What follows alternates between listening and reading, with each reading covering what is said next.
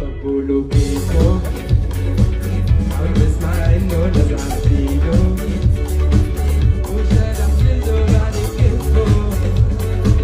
بده اتنشن الناس تتابع كل جديده لكيفه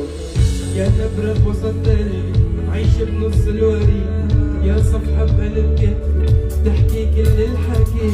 يا نبرة بوسط قلبي عايش بنص الوريد